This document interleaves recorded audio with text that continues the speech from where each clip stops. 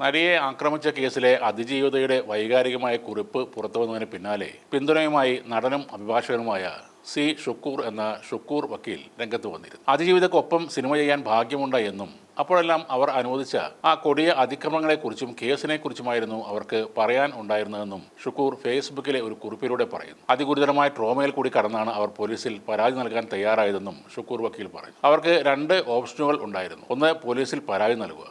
രണ്ടാമത്തേത്, മിണ്ടാതിരിക്കുക. ഈ രണ്ട് കാര്യങ്ങളിൽ ഏത് സ്വീകരിച്ചാലും അക്രമികൾ റെക്കോർഡ് ചെയ്ത വീഡിയോ അവരുടെ കയ്യിലുണ്ട്. അത് ഏത് സമയത്തും പുറത്തു വരാം. അത്തരം ഒരു അതിഗുരുതരമായ ട്രോമയിൽ കൂടി കടന്നാണ് അവർ പോലീസിൽ പരാതി പറയാൻ തയ്യാറായത്. ആ പരാതി നമ്മുടെ സ്ത്രീ പോരാട്ട ചരിത്രങ്ങളിലെ ഏറ്റവും ശ്രദ്ധേയവും ധീരവുമായ ഒരു ചുവടുവെപ്പാണെന്നും ഷുക്കൂർ പറയുന്നു. നടിയെ ആക്രമിച്ച കേസിൽ പിന്നീട് നടന്ന സംഭവവികാസങ്ങളെക്കുറിച്ചും ഷുക്കൂർ വക്കീൽ ആ കുറിപ്പിൽ പറയുന്നുണ്ട്. ആ ക്രൂരകൃത്യം അടങ്ങുന്ന പെൻഡ്രൈവ് കിട്ടുവാൻ നടൻ ദിലീപ് സുപ്രീം കോടതി വരെ പോയതും അയാൾക്കത് നൽകാൻ കഴിയില്ലെന്ന് സുപ്രീം കോടതി നിലപാട് സ്വീകരിച്ചതും നിയമ ചരിത്രത്തിലെ ഏറ്റവും ശ്രദ്ധേയമായ ഒരു വിധിയാണെന്നും അദ്ദേഹം പറയുന്നു. കേരളത്തിലെ മനുഷ്യർ എന്ന നിലയിൽ നാം ധീരയായ ആ പോരാളികളോടൊപ്പം തന്നെ നിൽക്കണം. അവരുടെ ഓരോ ചുവടുവെപ്പിനും നമ്മൾ പിന്തുണ നൽകണം. അവർക്ക് നീതി ലഭിച്ചെന്ന് അവർ കരുതുന്നതുവരെ അവർക്ക് നീതി ലഭിച്ചില്ലെന്ന് തന്നെയാണ് അർത്ഥം. അവർക്കെതിരെ പേട്ടന് വേണ്ടി ഒളിയുദ്ധം നടത്തുന്നവർ മനുഷ്യ സമൂഹത്തോടാണ് ഒളിയുദ്ധം ചെയ്യുന്നതെന്ന് നാം തിരിച്ചറിയണം. അവർ ആ നശിച്ച ദിവസത്തെ അനുഭവങ്ങൾ ഓർക്കുമ്പോൾ തന്നെ കണ്ണുകളിൽ തീ ആണെന്ന് നമുക്ക് കാണാൻ കഴിയുമെന്നും ഷുക്കൂർ വക്കീൽ പറയും. നടന്നതെല്ലാം വിധിയാണെന്ന് കരുതി സമാധാനിച്ചിരിക്കണമായിരുന്നോ എന്നൊരു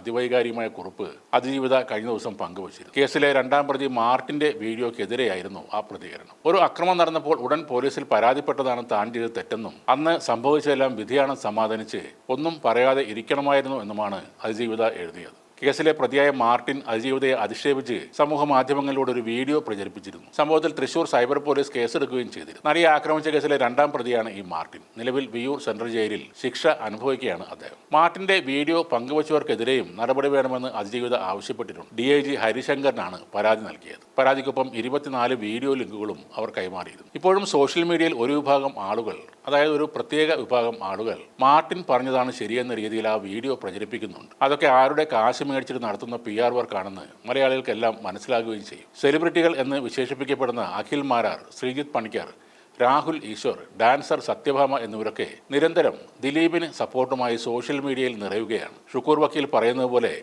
ഈ പേട്ടന് വേണ്ടി യുദ്ധം ചെയ്യാൻ ഇറങ്ങിയ പോരാളികളാണ് ഇവരൊക്കെ. എന്നാൽ അത് മനുഷ്യ സമൂഹത്തോടുള്ള ഒരു ഒളിപ്പോരാട്ടം തന്നെയാണ്. അതിന് അധികനാൾ നിലനിൽപ്പും ഉണ്ടായില്ല. ഫാൻസ് പറഞ്ഞ് ഹിറ്റാക്കാൻ നോക്കിയ ഒരു സിനിമ 3 ദിവസം കൊണ്ട് തന്നെ ഏതാണ്ട് അന്ത്യശ്വാസം വലിക്കുന്ന നിലയിലായിട്ടുണ്ട്. ഈ വ്യാജ പ്രചരണങ്ങൾക്കും അത്ര കണ്ടേ ആയുസ് ഉണ്ടാവുകയുള്ളൂ.